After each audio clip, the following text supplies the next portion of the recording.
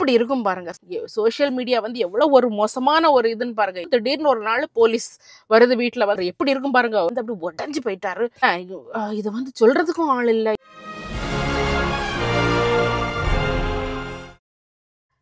லண்டத்து பிரச்சின் அன்பு வணக்கம். ஹலோ, எல்லாரும் எப்படி இருக்கீங்க? இல்லை சூப்பராக இருப்பீங்க நம்புறேன். நான் நல்லா சூப்பராக இருக்கேன். மக்களே, இன்னைக்கு பார்த்தீங்கன்னா சூப்பரான நாள், அடிப்படியான நாள். என்னன்னு கேட்டிங்கன்னா, என் மக்களே, இன்னைக்கு வந்து நான் வந்து ஒரு நெட்ஃப்ளிக்ஸில் ஒரு சீரீஸ் பார்த்தேன். கேட்டிங்களா? பல பேருக்கு இந்த சீரீஸை பற்றி தெரிஞ்சிருக்க வாய்ப்பு இருக்குது, சில பேருக்கு தெரியாமலும் இருக்கலாம். அது பார்த்த உடனே எனக்கு ஒரு தாக்கம் வந்துடுச்சு. உடனே வந்து வீடியோ போடு ஒரு வீடியோ வேடு, நம்ம கருத்துக்களை பதிவு பண்ணலான்னு தான் அந்த வீடியோ. வேறு ஒன்றும் இல்லை. நெட்ஃப்ளிக்ஸில் இப்போ வந்து இங்கிலீஷ் சீரீஸ் ஒன்று போயிட்டுருக்குது. அடலசன்ஸ், அந்த சீரீஸோட பேர் அடலசன்ஸ். அந்த கதைக்கு நம்ம திரும்ப வரலாம். அதாவது இப்போ அதனுடைய மெயின் இதே வந்து என்ன சொல்றாங்கன்னா, பேரண்டிங். நம்ம நல்லா தான் நம்ம பிள்ளைங்களை வளர்க்குறது. ஓகே, நம்ம நல்லா தான் நம்ம பிள்ளைங்களை வளர்த்துட்டு இருப்போம். நம்ம நினைப்போம் நம்ம நல்லா வளர்க்குறோம், நம்ம அவங்களுக்கு அப்படி பண்றோம் இப்படி பண்றோம், அவங்க நல்லா தான் வளர்ந்துட்டு இருக்காங்க, நல்லா படிச்சுக்கிட்டு இருக்காங்க, நல்லா இருக்கிறாங்க, நல்லா தான் வருவாங்க அப்படின்னு நினைப்போம். ஆனா வந்து இந்த உலகம் வந்து அவங்கள வேற மாதிரி கூட்டிட்டு போகும். அதனால பேரண்ட்ஸினுடைய கண்ணு வந்து எப்பவுமே பிள்ளைங்க மேல இருக்கணும் அப்படின்னு சொல்லிட்டு அப்படிங்கிறத அந்த அந்த அடலசன்ஸ்ன்னு சொல்லக்கூடிய அந்த ஒரு நெட்ஃப்ளிக்ஸ் சீரீஸினுடைய ஒரு ஒரு கருத்து. ஓகே, அந்த கதை எப்படின்னு கேட்டிங்கன்னா, ஒரு அப்பா அம்மாவுக்கு ஒரு பையனும் ஒரு பொண்ணும், மூத்தது பொண்ணு, ரெண்டாவது பையன். அப்போ அவங்க அப்பாவும் அம்மாவும் சாதாரண வேலை பார்த்துட்டு இருக்கிறாங்க. சரி, பிள்ளைங்க வந்து ஸ்கூலுக்கு போகிறாங்க, நல்லா படிக்கிறான். அந்த பையன் நல்ல கிளவரான பையன், நல்லா தான் படிச்சுட்டு இருக்கிறான். ஒரு பெரிய ஒரு பிரச்சனையும் இல்லை. ஆனால் வீட்டுக்கு வந்ததும் என்ன பண்ணுறான், நம்ம பிள்ளைங்க இப்போ பண்ணுற மாதிரி தான். வீடுகளில் வந்ததும் என்ன பண்ணுறாங்க, மொபைல் எடுக்கிறாங்க, போகிறாங்க, ஒரு ரூமில் போகிறாங்க, அங்கேயே மொபைல்லே இருக்கிறாங்க. இது இல்லாமல் அவங்க போகக்கூடிய கிளாஸ், அவங்க ஃபுட்பால் கிளாஸுக்கு போகலாம், இல்லைன்னா பாஸ்கெட் பால், அவங்க ஏதாவது எக்ஸ்ட்ரா கரிக்குலர் ஆக்டிவிட்டீஸ்லாம் இருக்கலாம், அதுக்கெல்லாம் அவன் போகிறதெல்லாம் ஒழுங்காக போகிறான். அதெல்லாம் எந்தவித மாற்றமும் இல்லை. திடீர்னு ஒரு நாள் எப்படி போயிட்டு இருக்குது, நல்லா குடும்பம் நல்லா போயிட்டு இருக்குது. திடீர்னு ஒரு நாள் போலீஸ் வருது வீட்டில் வந்து அந்த பையனை மட்டும் அரெஸ்ட் பண்ணி கொண்டு போகிறாங்க. கொண்டு போன அந்த அப்பாவுக்கு வந்து புரியவே இல்லை. என்னடா நம்ம குடும்பத்துக்கு இந்த பையனை அரெஸ்ட் பண்ணி கொண்டு போகிறாங்களே, என்னடா என்னாச்சுன்னு அவர் பதைக்கிறாரு. எப்படி இருக்கும் பாருங்க. நல்ல சாதாரண குடும்பம், என்ன மாதிரி உங்களை மாதிரி நம்மளை மாதிரி ஒரு சாதாரண குடும்பம். அதில் வந்து நல்ல பிள்ளைகள், ரெண்டு முத்தான பிள்ளைகள், அதுக்கு பாட்டில் படிச்சுட்டு இருக்குது, அதுக்கு பாட்டில் அது காரியத்தை செஞ்சுட்டு இருக்குது. ஓவர் நைட்டில் ஒரு போலீஸ் வந்து ஒரு பையனை வந்து தூக்கிட்டு போகிறாங்க. அந்த பையனை வந்து தூக்கிட்டு போகிறாங்கன்னு அந்த ஃபேமிலி எப்படி வந்து உடஞ்சி போகுன்னு பாருங்க. அந்த மாதிரி அந்த அப்பா வந்து அப்படி உடஞ்சி போயிட்டாரு. அதுக்கப்புறம் நீங்கள் பார்த்தீங்கன்னா ஸ்டோரி எப்படின்னா, கடைசியில் அவனை வந்து எதுக்கு தூக்கிட்டு போனாருன்னு பார்க்குறதுக்கு அவங்க கேட்குறாங்க. கடைசியில் இன்வெஸ்டிகேஷனில் தெரிய வருது, இந்த பையன் வந்து ஒரு 13 வயசு பையன்தான், வெறும் 13 வயசு பையன்தான். அவன் வந்து ஒரு கொலையை செஞ்சுருக்கிறான்.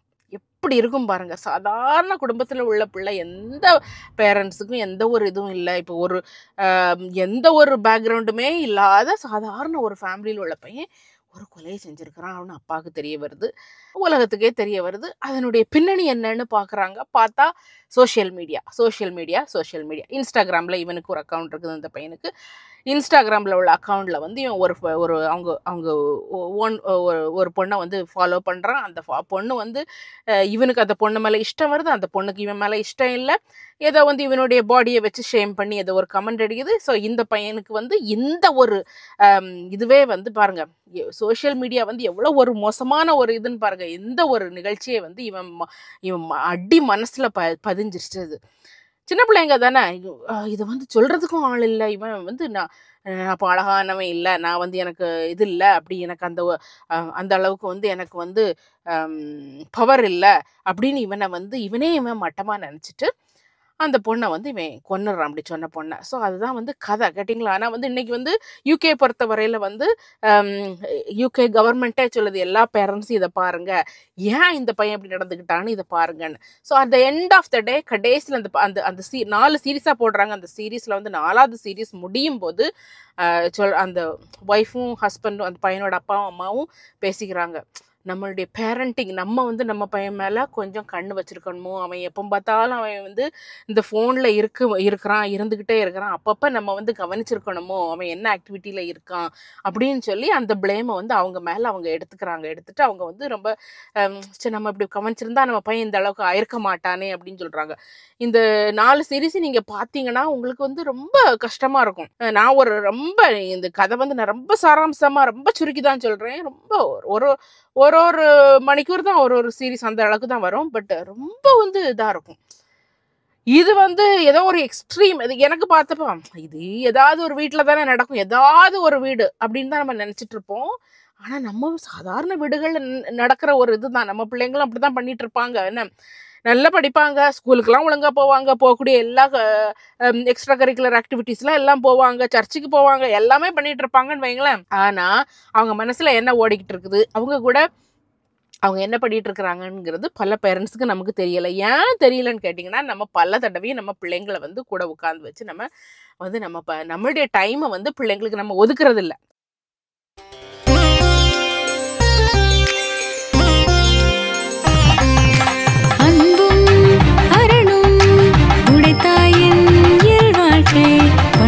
பயனும் அது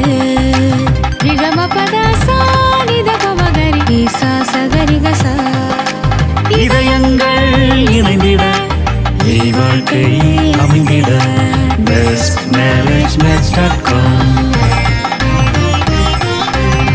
உலக தமிழர்களின் திருமண உறவு பாலம் bestmarriagematch.com ஆன்லைன் மேட்ரிமோனியல் சர்வீஸ். இன்றே இலவசமாக பதிந்து உள்நாடு மற்றும் வெளிநாட்டில் உங்களோடு சங்கமிக்க காத்திருக்கும் பொருத்தமான வாழ்க்கை துணையை கைப்பிடிப்பேன்.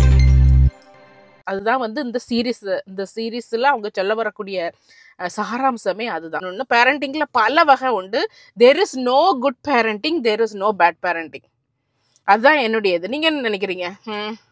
ஆமாம், ஒவ்வொருத்தருக்கும் ஒரு வகையான ஸ்டைல் இருக்கும். அதில் வந்து இவங்க தான் குட் பேரண்ட், இவங்க பிள்ளைங்கள்லாம் வந்து நல்லா படிக்கிறாங்க, சிஎஸ்சியில் நல்ல மார்க் வாங்குறானுங்க, ஏ லெவலில் நல்ல மார்க் வாங்குறாங்க, நல்ல மெடிசனில் நல்ல சீட்டு கிடைக்குது, இல்லைன்னா நல்ல ஒரு சீட்டு கிடைக்குது, நல்லா இருக்கிறாங்கப்பா, அவங்க குட் பேரண்ட்டு.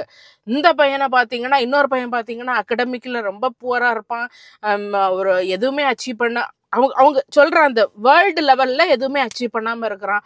ஓ, அப்பா அம்மா ஸ்ட்ரிக்ட் கிடையாது, அப்பா அம்மா ஒழுங்கு கிடையாது, அப்பா அம்மா இது இல்லை, அதனால தான் அந்த பிள்ளையும் வந்து இப்படி தருதலையாக போயிடுச்சுது அப்படின்னு சொல்லி நம்ம சொசைட்டி வந்து இது வந்து குத்துறது உண்டு, இந்த மாதிரிப்பட்ட முத்திரையை குத்துறது உண்டு. நம்ம தமிழ் சமுதாயத்தில் என்னன்னு கேட்டிங்கன்னா, இந்த பேரண்டிங் பற்றி பேசும்போது, இல்லைன்னா பெற்றோர்கள் பற்றி பேசும்போது, பிள்ளைகளை பற்றி பேசும்போது கொஞ்சம் லிபரலாக நம்ம எப்படி பிள்ளைகளை வந்து கொண்டு போகலாங்கிறத பற்றி பேசும்போதுன்னா, நம்ம தமிழ் சமுதாயம் வந்து அதை பற்றி பேசக்கே நமக்கு பயம். இதுக்கு முன்னால் நான் ஒரு வீடியோ லிவிங் டுகெதர்னு ஒரு வீடியோ போட்டிருந்தேன்.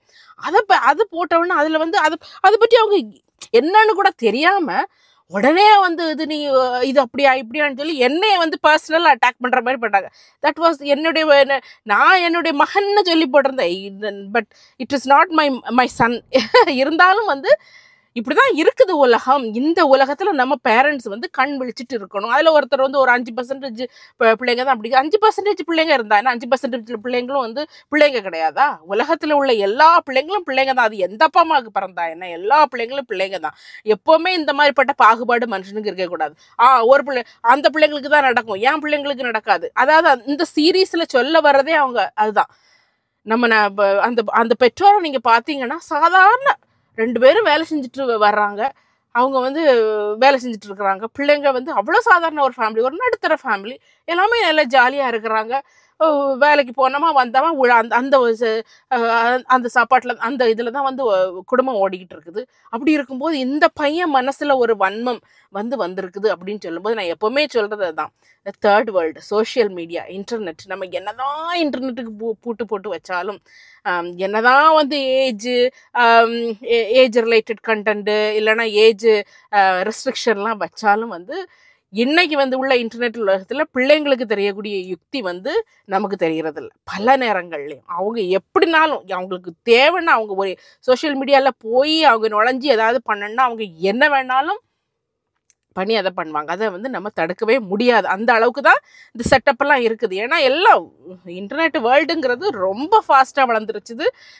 என்னுடைய ஏஜில் இருக்கக்கூடிய ஒரு பேரண்ட்டாக இருக்கிறவங்களுடைய நாலேஜை விட பிள்ளைங்களுடைய நாலேஜ் வந்து 10-100 டைம்ஸ் மோராக இருக்குது அதில். ஓகேயா? ஸோ அது ஒரு பக்கம் இருக்குது. இன்னொரு பக்கம் பார்த்தீங்கன்னா, அது நான் என்ன சொல்ல வரேன்னா, ஏன் இப்படிப்பட்ட இருக்கு, எப்படி நம்ம ஒரு பேரண்டிங் பண்ணலாம்? என்னுடைய ஒரு சில கருத்துக்களை சொல்கிறேன். எல்லாருக்கும் கருத்துக்கள் இருக்கும் ஒரு பேரண்டிங்னு. ஒரு எப்போவுமே பார்த்தீங்கன்னா இப்போ கொஞ்சம் ஒரு மாடர்ன் வேர்ல்டில் இருக்கும் அப்படின்னு சொல்லலாம். முன்னாலெல்லாம் எப்படி பேரண்டிங் இருக்கும், ஒரு தப்பு பண்ணிட்டு வந்தா இல்லை வெளியில் யாராவது பிள்ளைய பற்றி அப்பா அம்மாட்ட சொன்னால் அப்பா அம்மா என்ன பண்ணுவாங்க, பிள்ளைய வீட்டுக்குள்ளே கூப்பிட்டு நொய்ய படைச்சு 4-5 கொடுப்பாங்க. எங்கள் வீட்டிலலாம் உண்டு. வெளியில் யாராவது ஒன்று சொல்லிட்டா போதும். சர்ச்சில் ஒழுங்கா அவங்க மகா முழங்கால் போட்டு நிற்கலை, தலையில் முக்காடு போட்டு நிற்கலைன்னா வீட்டில் வந்து நல்லா கிடைக்கும். அந்த மாதிரிப்பட்ட இதெல்லாம் நிறைய இருக்கும். வீட்டில் வந்து முழங்கால் சர்ச்சில் முழங்கால் போடல, இப்போ வீட்டில் வந்து முழங்கால் போட்டு நின்று எங்க வீட்டுல முழங்கால் போடுறதுக்குன்னே ஒரு இடம் இருக்குது. அந்த முட்டிக்கால் போடுறது, முழங்கால்னா முட்டிக்கால் போடுறது. முட்டிக்கால் போடுறது சின்ன வயசுல அந்த வில்லேஜ் கரிக்காரம்புதூர்ல உள்ள வீட்டுல முழங்கால் போட்டு போட்டு போட்டு போட்டு முழங்கால் போட்டு எங்க அண்ணன் எல்லாத்துக்குமே அந்த தண்டனை கிடைக்கும். போட்டு அவங்க செவத்துக்கு முன்னாடி அந்த இடம் இருக்கும், அப்படி சுரண்டிக்கிட்டே இருப்பாங்க. வெள்ளம் முழங்கால் சும்மாவே இருக்க முடியாதுல்ல, அந்த காயங்கள்லாம் கூட அந்த செவத்துல இருக்கும். ஸோ அது மாதிரி அந்த காலத்துல அந்த மாதிரிப்பட்ட இதெல்லாம் உண்டு. வீட்டில் வந்தா பெல்ட் வச்சு அடிக்கிறது, அந்த மாதிரிப்பட்ட இதெல்லாம் உண்டு. ஆனால் இந்த காலகட்டத்தில் அந்த மாதிரி அடி அப்படிங்கிறது அடிக்கலாம், அடிக்கலான்னு நான் சொல்ல மாட்டேன். பட் அடிக்கிற பேரண்ட்ஸ் இன்னும் இருக்கிறாங்க, இல்லைன்னு சொல்லலை. அது ஒரு இது இருக்குது. பட் அதனுடைய வீரியமெல்லாம் குறைஞ்சிருச்சு, அப்படித்தானே. ஆனால் அந்த காலத்தில் பார்த்தீங்கன்னா நமக்கு வந்து இந்த தேர்ட் வேர்ல்டு, இந்த இன்டர்நெட் வேர்ல்டுங்கிறது நமக்கு இல்லை. அந்த இன்டர்நெட் வேர்ல்டு வந்து ரொம்ப ரொம்ப கம்மியாக தான் இருந்துச்சு. இது கிடையாது, சுத்தமாக கிடையாது. நமக்கு உள்ள உலகமெல்லாம் நம்ம பெற்றோரும் நம்ம அவுட் சைடர்ஸ் தான், அவ்வளோதான். நம்ம பக்கத்து வீட்டுக்காரங்களும் நம்ம பெற்றோர் தான் நமக்கு உள்ள உலகம். ஆனால் இன்னைக்கு உள்ள பிள்ளைங்களுக்கு 3வது உலகம் இந்த இன்டர்நெட். அப்போ அவங்களுடைய, நான் எப்போவுமே சொல்கிறேன் தான், ஒரு பேரண்ட்டாக இருக்கும்போது பிள்ளைகளுடைய ஷூஸில் வந்து நம்மளை வச்சு பார்க்கணும். ஏன்னா அவங்களுக்கு அவ்வளவு ப்ரெஷர். சும்மா ஸ்கூலுக்கு போயிட்டு வர்றாங்க, வந்ததும் புக்கை கலத்தி வச்சுட்டு டியூஷன் போகிறாங்க, படிச்சுட்டு வர்றாங்க, டயர்டாக இருக்குது, சாப்பிட்றாங்க, தூங்குறாங்க, மொபைலை கொஞ்ச நேரம் நோண்டுறாங்க, தூங்குறாங்க. அப்படி இல்லை, அவங்களுக்குள்ளே வந்து ஃபர்ஸ்ட் ஆஃப் ஆல் இந்த டீனேஜ் உலகத்தில் வந்து அது ஆண் பிள்ளையாக இருந்தாலும் சரி, பொம்பளை பிள்ளையாக இருந்தாலும் சரி, அவங்களுடைய ஹார்மோன்ஸ் அந்த மாதிரி கடந்து வேலை செய்யும். அதுக்கு இடையில இந்த பியர் ப்ரெஷர்ஸ். இப்போ உள்ள புது சோஷியல் மீடியாவில் என்னடான்னா உடனே பிள்ளைகளை வந்து வன்மமாக வந்து இது பண்ணுறது. யாராவது ஒரு யூடியூபர் வந்து தன்னுடைய பிள்ளையை வந்து இதில் காணிக்கிறாங்கன்னு வைங்களேன், யூடியூப்பில் காணிக்கிறாங்கன்னு உடனே அந்த பிள்ளையுடைய அவயவங்களை கொடுத்து, அது அந்த பிள்ளை குண்டாக இருக்குது, அது ஒல்லியாக இருக்குது, அது வெள்ளையாக இருக்குது, அது கருப்பாக இருக்குது, அது அப்படி சிரிக்குது, இது இப்படி பண்ணுது அப்படின்னு சொல்லி, இது வந்து யங்ஸ்டர்ஸுக்குள்ள உள்ள மட்டும் இல்லை. இந்த மாதிரி ஒருத்தங்களை பற்றி ஒருத்தங்களுடைய என்ன சொல்கிறது, பாடி ஷேமிங்கிறது இந்த பெரிய ஆளுங்க மத்தியில் இன்னும் வஸ்ட்டாக இருக்குது. பின்ன என்ன, நம்மலாம் வந்து இப்போ என்னையெல்லாம் பார்த்தீங்கன்னா அப்படி தான் சொல்லுவாங்க, என்ன இவ்வளோ குண்டா இருக்க, என்ன இவ்வளோ இதாக இருக்க, நீ நர்ஸு தானே, நீ அது தானே, நீ இது தானே அப்படின்னு சொல்லி வாய்க்கு வந்த மாதிரி பேசுகிற ஆட்களும் உண்டு. பின்ன நம்ம வந்து அந்த வயசை கடந்து வந்துட்டோம். ஒருத்தங்க பேசினாலும் அதை தட்டி விட்டுட்டு போகக்கூடிய மண்ணில் அந்த ஒரு மெச்சூரிட்டி நமக்கு வந்துருச்சுது. ஸோ நம்ம வந்து அதை வந்து கடந்து போயிட்டுருக்குறோம். ஆனால் அந்த பிள்ளைங்களுக்கு, அந்த டீனேஜாக இருக்கக்கூடிய பிள்ளைங்களுக்கு அந்த மெச்சூரிட்டி இருக்குமா? கண்டிப்பாக இருக்காது. அவங்க லைஃப்பில் வந்து இதெல்லாம் கேட்கும்போது அவங்கள வந்து ரொம்ப பாதிப்படையும். இப்போ நான் சொல்ல வர்றது என்னென்னா, இது வந்து புதுசு ஒன்றும் கிடையாது. சோஷியல் மீடியா வந்ததுனால தான் இப்படி உருவாகிட்டு இருக்குது அப்படின்லாம் ஒன்றும் கிடையாது. அந்த காலத்தில் தான் இந்த பிரச்சனைகள்லாம் இருந்துட்டு இருக்குது, கேட்டிங்களா? எப்படின்னு கேட்டிங்கன்னா, அந்த காலத்தில் என்ன சொல்லுவாங்கன்னா, உன் ஃப்ரெண்டை சொல்லு, உன்னை பற்றி நான் சொல்கிறேன், உனக்கு நல்ல ஃப்ரெண்ட்ஸ் இருந்தால் நீ நல்ல ஆள், நீ கெட்ட ஃப்ரெண்ட்ஸ் இருந்தால் கெட்ட ஆள். எப்போவுமே இப்படி தானே. ஒரு சுற்றுவட்டாரம் நல்ல ஃப்ரெண்ட்ஸாக இருக்கும்போது அவன் வந்து அதை வச்சு நல்லா அவனுடைய கேரக்டரை பில்ட் பண்ணி வந்துக்கலாம். ஃப்ரெண்ட்ஸ் வந்து கெட்டவங்களாக இருக்கும்போது நம்மளும் அந்த ஒரு நல்லவங்களா இருந்தாலுமே அவங்க வந்து அந்த ஒரு பேடு இதில் வந்து போய் விழுறதுக்கான சான்சஸ் அதிகம். அதே மாதிரி தான் அந்த சோஷியல் மீடியாவும் பார்த்தீங்கன்னா அப்படி ஒரு கேரக்டரை உருவாக்கிடுது. ஒருத்தங்க வந்து பார்த்துக்கிட்டே இருக்கிறான், ஒரு சோஷியல் மீடியாவில் இருக்கிறான். இந்த மாதிரி இப்போ ஒரு இன்ஸ்டாலே வாங்கிக்கலாம், இன்ஸ்டாவில் ஒரு பிக்சர் போடுறான், அதில் வந்து ஒருத்தன் வந்து உனக்கு மூக்கு அப்படி இருக்குது, உனக்கு நீ நல்லா இல்லை, நீ வந்து மஸ்குலனாக இல்லை, நீ வந்து ஆண்மையாக இல்லை, நீ வந்து பொம்பளை மாதிரி இருக்கிற அப்படின்னு ஒரு பையனை சொல்கிறான்னு வைங்களேன். அவன் வந்து அதவே வந்து உள்வாங்கி அதவே வந்து நினச்சிட்டே இருக்க போகிறான். அப்படி தானே? நான் இப்போ எனக்கு அழகு இல்லை, எனக்கு வந்து நான் ஆண்மை குணம் இல்லை, அப்போ நான் ஆம்பளை இல்லை அப்படிங்கிற ஒரு தாட் வந்து அந்த பிள்ளைங்களுக்கு வந்து திரும்ப திரும்ப வந்து அவங்க அதாவே மாறிடுறாங்க. அதுதான் வந்து இந்த மாதிரிப்பட்ட வெறுப்புகளுக்கும் இந்த மாதிரிப்பட்ட இதுகளுக்கும் காரணமாகிறது. இப்போ சோஷியல் மீடியாவை உருவாக்குனவங்களா, இப்போ இன்ஸ்டாகிராமு, வாட்ஸ்அப்பு, யூடியூப்பு இவங்கெல்லாம் பார்த்தீங்கன்னா, இப்போ அதனுடைய மேனேஜர்ஸ் அவங்கெல்லாம் பார்த்தீங்கன்னா தே ஆர் ஏர்னிங் இன் என்ன crores and crores and crores அப்படி தானே.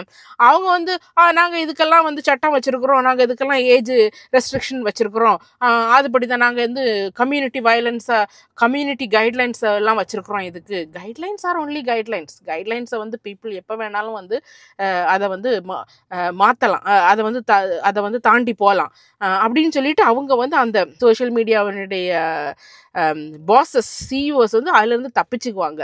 ஆனால் அதில் வந்து ட்ராப்பில் போய் உள்ள போகிறது நம்ம பிள்ளைகளும் நம்மளும் தான் கிடைக்கல. இப்போ நம்மளே பார்த்தீங்கன்னா ஸோ நான் எல்லாம் அதில் ரொம்ப அடிக்ட். ஒரு இதோ வீடியோ பார்த்தா அப்படியே பார்த்துக்கிட்டே இருக்கிறது. ஏன்னா நம்ம மனசில் ஏதாவது சோகம் ஓடிக்கிட்டே இருக்கும், ஏதாவது ஒரு ஸ்ட்ரெஸ் ஓடிட்டு இருக்கும். அந்த ஸ்ட்ரெஸ்ஸை போக்கணுன்னா 4 வீடியோ பார்த்தா அந்த டைம் அதில் போயிடும். அதே மாதிரி தான் பிள்ளைங்களும். என்னதான் நீங்கள் வெளியில் போய் விளையாடுனாங்கன்னாலும், என்னதான் நீங்கள் அடுத்தவங்ககிட்ட போய் பேசுனாலும், அந்த social media has become a part of life. Everybody's family, எல்லாருடைய லைஃப்லேயும் ஃபேமிலிலையும் ஒரு பார்ட் ஆஃப் லைஃப் ஆகி போச்சுது. அப்போ இதில் வந்து ஒரு பேரண்டாக நான் என்ன பண்ணணும், என் பிள்ளைய இப்படி தான் போயிட்டு இருக்குமா அப்படின்னு நம்ம நினைக்கலாம். பேரண்டாக என்ன பண்ணணும்னா, நம்ம பிள்ளைங்களுக்கு வந்து நம்ம ஒரு பேரண்டாக இருக்கணும். முதல்ல ஃப்ரெண்ட்லி பேரண்டாக இருக்கலாம், பட் பேரண்டாக இருக்கணும். ஃப்ரெண்டாக இருக்கக்கூடாது. கேட்டிங்களா? என்ன ஃப்ரெண்ட் அவனுக்கு ஏற்கனவே இருக்கிறான், ஆனால் அவனுக்கு நல்லது கெட்டது ஃப்ரெண்டுகளில் வந்து சில நேரம் நீங்கள் வந்து ஒரு கெட்டது பண்ணாலும் வந்து ஃப்ரெண்ட்ஸ் என்ன சொல்லுவாங்க, பரவாயில்ல நீ பண்ணது பரவாயில்ல, இதெல்லாம் நான் ஊரில் 4 பேர் பண்ணாததா அப்படின்னு சொல்லி ஃப்ரெண்டுகள் வந்து இது பண்ணிட்டு போவாங்க. ஆனால் ஒரு பேரண்ட்டாக இருக்கும்போது நானும் அவனுடைய அப்பாவை என்ன பண்ணுவாங்க, ஒரு அவன் தப்பு பண்ணுறான்னு தெரிஞ்சால் 4 அடியை கொடுத்து நீ இனிமேல் பண்ணக்கூடாது அப்படின்னு சொல்கிறதுல வந்து ஸ்ட்ரிக்ட்னஸில் வந்து பேரண்ட்ஸாக இருக்கணும். அதுக்காக வந்து பிள்ளைங்க கிட்ட வந்து எப்போவுமே சிடுன்னு இருக்கணும் அப்படின்லாம் கிடையாது. ஜாலியாக இருக்கணும். மெயின் திங் வந்து அவங்களுக்கு பேசுறதுக்கு வாய்ப்பு கொடுக்கணும். அது வந்து அவங்க வந்து அது ரொம்ப நான் என் பிள்ளைகள்கிட்டே பார்த்தது. சில காரியங்கள்லாம் அவங்களுக்கு பேச வாய்ப்பு கொடுக்காத போது அவங்க ரொம்ப இமோஷ்னல் ஆயிடுறாங்க.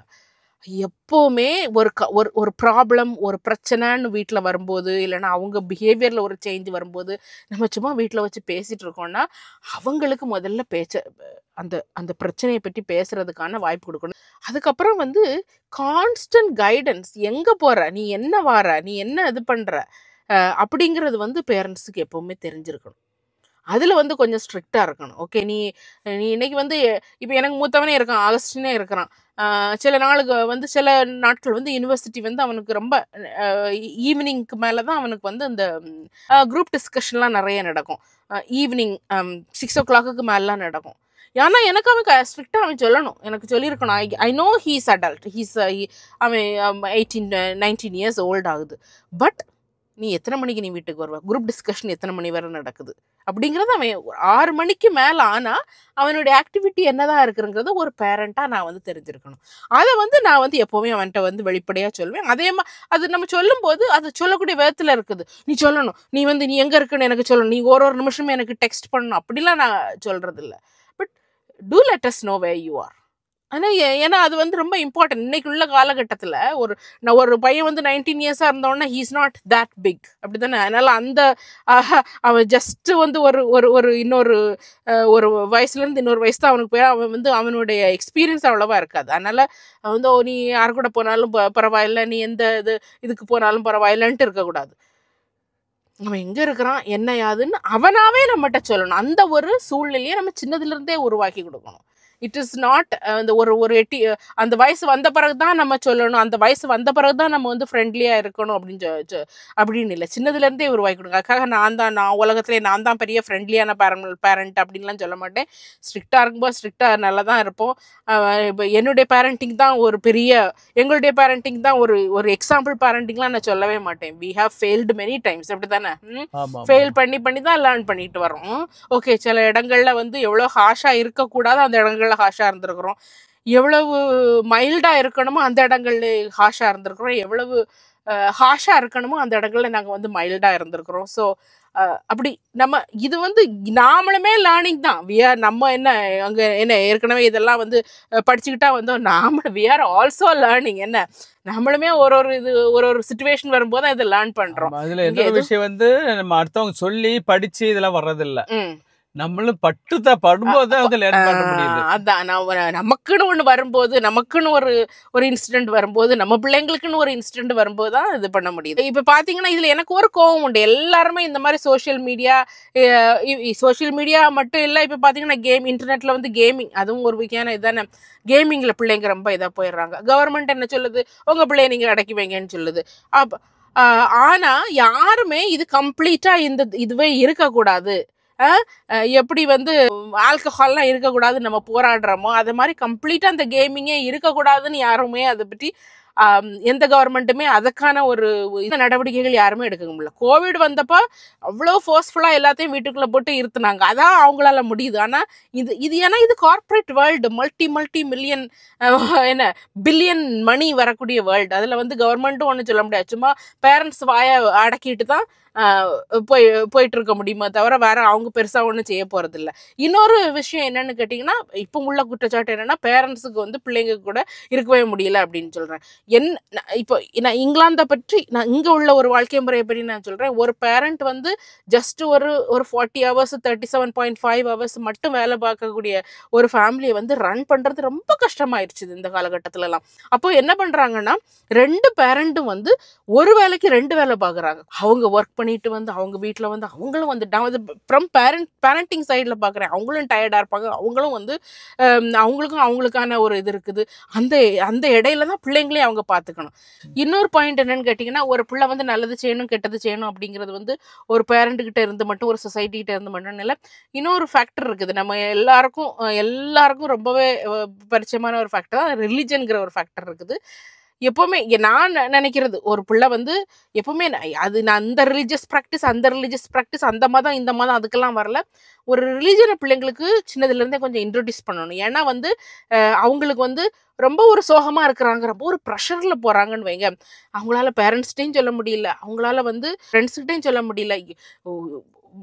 மனசு வந்து அவங்களுக்கு பரண்டுட்டு இருக்கும்போது, நம்மளை படைச்ச ஒருத்தர் இருக்கிறாரு, அவர்கிட்ட வந்து அவரை எனக்கு வந்து கண்ணால் நான் பார்க்க முடியல, பட் அவர்கிட்ட வந்து என்னுடைய கஷ்டங்கள்லாம் நான் சொல்லலாம் அப்படிங்கிற அந்த ஒரு ஃபெய்த்தை நம்ம பிள்ளைங்கிட்ட சின்னதுலேருந்தே நம்ம வளர்த்து கொடுக்கணும். அது வந்து நான் நினைக்கிறேன், எனக்கு அது கொஞ்சம் ரொம்ப இம்பார்ட்டண்ட் தான் அதுன்னு நினைக்கிறேன். ஏன்னா அப்படி சொல்லும்போது அவங்க வந்து இவங்க யார் இந்த மாதிரிப்பட்ட இந்த உலகத்தில் உள்ள இந்த ஹெல்ப்புகள் இல்லாட்டாலும், okay, there is somebody who created me, he can help you or she can help me அப்படிங்கிற அந்த ஒரு இதையும் இருக்கும். அதனால அது வந்து ஒரு நல்ல ஒரு இதாக தான் நினைக்கிறேன்.